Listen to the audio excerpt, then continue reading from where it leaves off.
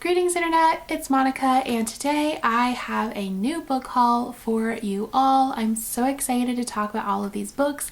I've got some new graphic novels, a K-pop inspired contemporary, got some fantasy, some sci-fi, a little bit of everything. Before I dive in though, I do want to give a big thank you to Disney Books for sponsoring this video in a celebration of the release for Brightly Woven. This is an adaptation of Alexandra Bracken's debut YA novel, which is under the same name, and this has been adapted by Lee Dragoon and Kit Seaton, and basically they took it and turned it into a middle grade graphic novel, and I'm really intrigued by that, especially because Brightly Woven originally came out 10 years ago, and I'm just super interested to see what that adaptation is like and how they've updated the story for 2021. So in this graphic novel, we follow 14-year-old Sidel, who dreams about extraordinary adventures outside of her tiny village. And then one day, a mysterious young wizard called Wayland comes to town, and he is looking for someone who can help navigate him to the kingdom because he has a shocking secret that could end a massive war that is happening between two kingdoms. And Sidel is actually a very talented weaver, so she ends up joining him on this journey so that she can help navigate and then also mend his magical cloaks. And what really excites me is that this has been compared to the Amulet series and Howl's Moving Castle, and honestly, as soon as something is compared to Howl's Moving Castle, I'm sold. I love Howl so much, and so I'm always on the hunt for things that are comparable to that story and to Howl, so I'm really excited for that reason. And I also was a really big fan of Alexandra Bracken's Prosper Redding books, so that also has me really excited because that was a middle grade novel from her, so this is basically another new middle grade from Alexandra Bracken.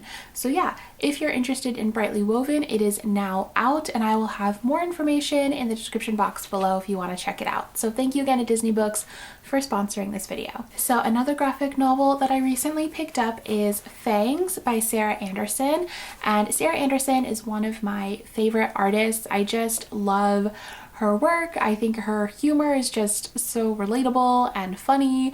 So yeah, I adore Sarah Anderson, and as soon as I realized that she wrote a graphic novel, I had to pick it up, and this one just sounds fantastic.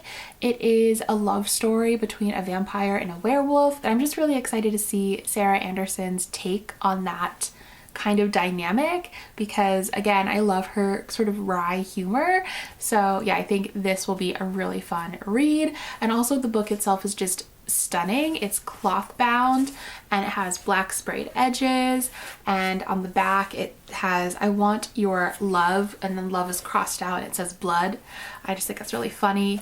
And then the art is just like very basic sort of black and white sketch drawings. Then I picked up Be, Book, and Me by Kim Sagwa, and this is a novel that was translated from Korean, and it is a very tiny book. I think it's like, I don't know, like 100, yeah, it's like 120 pages. It's supposed to be a very poignant and raw coming of age story. We follow two friends who are kind of all each other has. One of them, I believe, is really poor, and the other accidentally reveals that to her classmates, and this causes a lot of animosity and bullying within her school, and that also causes a rift between the two friends. And so this is about them, about their relationship, and I've just heard brilliant things about this author and this book in particular, so I've been really wanting to pick this one up. Eventually I would also love to pick up Mina by them.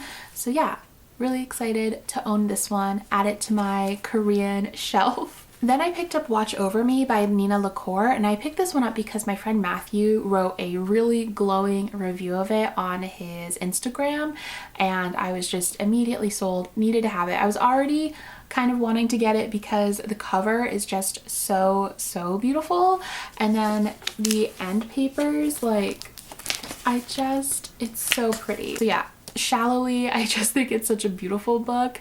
However, it also sounds internally like a very beautiful book. So in this book, we follow Mila, who has aged out of the foster care system, and she ends up taking an offer to go teach at a school that is sort of like in an isolated area in Northern California. And this is supposed to be a modern ghost story about trauma and survival, chosen family, and rebirth. I love chosen family stories, and I love ghost stories, so I'm really excited for this one.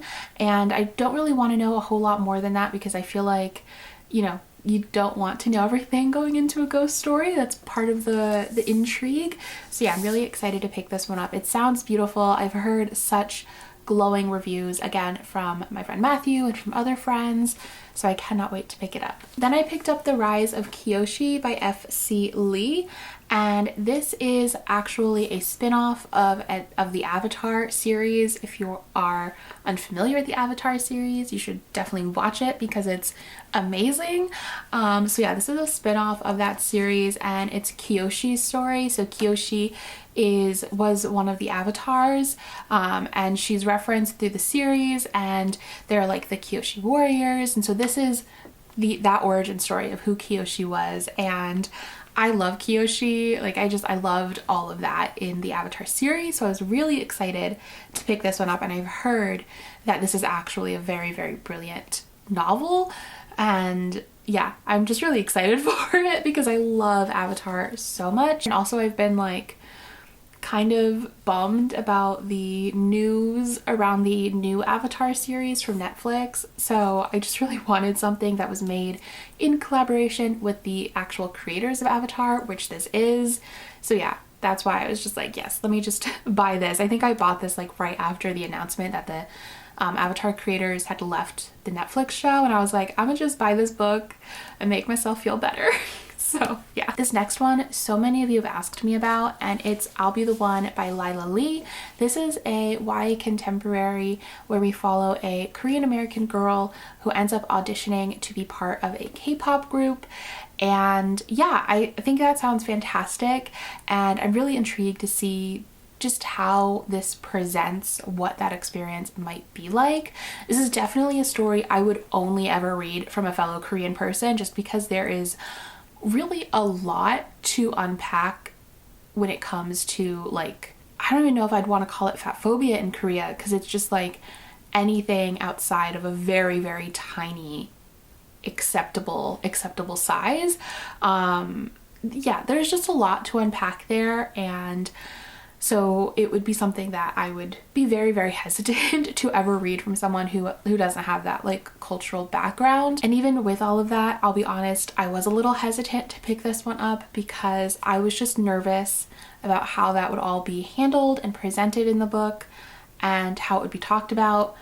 I am really excited to read it though. I was just like, one day I was like, you know what, you just got to get over it and read this book, because honestly, I do feel like I'll end up loving it. Hopefully, we'll see. And I am hoping to do like a whole video in which I read a bunch of like books that are K-pop books. So keep an eye out for that. That'll probably be coming early next month. But yeah, we'll see how I get along with it. I hope I love it. Then I picked up On Earth We're Briefly Gorgeous by Ocean Vuong, and this is an epistolary novel. It's a letter from a son to his mother who cannot read. Our narrator is 28 years old, and this book is supposed to be a brutally honest exploration of race, class, and masculinity. I have a feeling I'm going to read this and just bawl throughout all of it, which is not something I usually gravitate towards in books.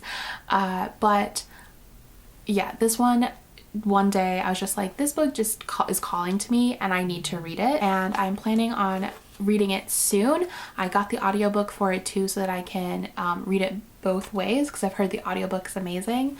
And Ocean Vuong is actually also a poet, so, and I've never read anything by him, so I'm just excited to read this novel, and then if I love it, I'll probably also end up diving into his poetry. So yeah, I'm excited to cry. I'm not excited to cry actually, but also I am.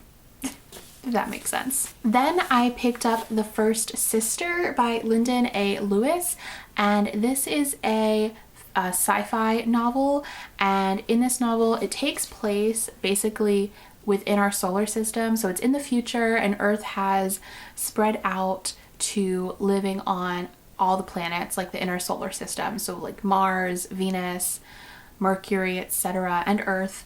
And so it's basically about this new universe or solar system that we've created. It follows multiple perspectives, and there is a war going on between two empires and sort of a fight for all the different areas in space. And that's about as much as I know going into this book. I'm reading this for something that you will see in the next like week or so, hopefully. So this is like kind of for a special TBR. So that's all I know. That's all I'm gonna say for now. But I am so excited for this because the concept of having people living across multiple planets is just really exciting for me. So here's hoping I like it. And then these last few books are ones that I was sent.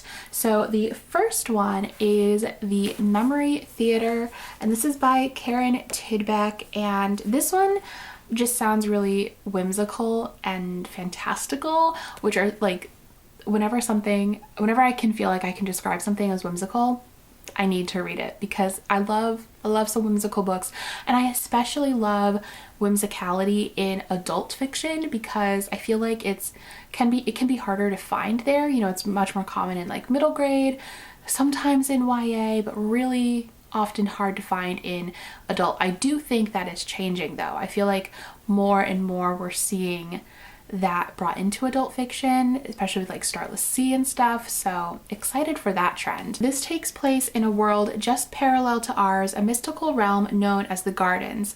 It's a place where feasts never end, games of croquet have devastating consequences, and teens are punished for growing up. For a select group of masters, it's a decadent paradise where time stands still, but for those who serve them, it's a slow torture where lives can be ended in a blink. So yeah, this one definitely gives me major Alice in Wonderland, but like darker and like adult literary fiction vibes, which just makes me so excited for it. So yeah, I requested this one as soon as I could because it just sounds fantastic. Then I also got Crying at Hmart by Michelle Zauner, and this was actually originally a personal essay that the author had written, and I'll try to find it and link it down below, but it's the same title. If you just Google it, it should pop right up. It's a memoir about family, food, grief, and love, a timeless story about mothers, daughters, identity, and culture. So yeah, I'm really excited for this one. Honestly, a huge part of it is because of the title. I love Hmart. It's my favorite place. I have also cried in Hmart while homesick, so I relate to this title. Then I am so excited for this one. This was one of my most anticipated books of this year, and it is Clara and the Sun by Kazuo Ishiguro. I'm so excited. Clara and the Sun is a coming of age story for a robot. In this book, we follow Clara, who is like, basically she lives her life in this store, just like watching people, and she ends up getting adopted by a family at the beginning of the novel, and it's about her, and the story is supposed to really ask the question of like, what does it mean to love?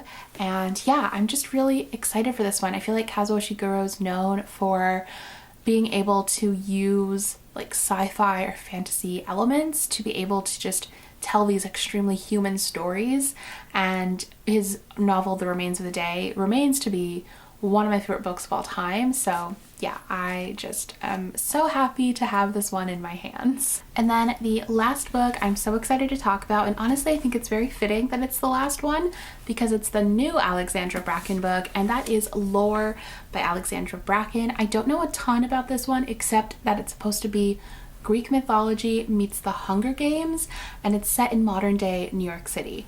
So that just sounds phenomenal. I think that concept just sounds really interesting and fresh and fun, and yeah, I'm really excited to dive into this one. I'm hoping Medusa is part of this book because I love the mythology around Medusa, and I'd be really excited to see just how Alexandra Bracken sort of reimagines her as a character. So yeah, I just think this sounds fantastic, and this cover is also fantastic. the end papers are a map of New York City, which I miss very dearly. So yeah, these are the books that I recently acquired. I would love to hear from you guys in the comments. Have you read any of these books? I'd love to know your thoughts, but please, of course, no spoilers. Or let me know what books you've recently picked up. I'd love to discuss all of the new releases or books that I should be adding to my wish list. Let me know. And of course, thank you to Disney Books for sponsoring this video. If you guys want to learn more about Brightly Woven, I will have all that info in my description box below. So I will talk to y'all later. Bye!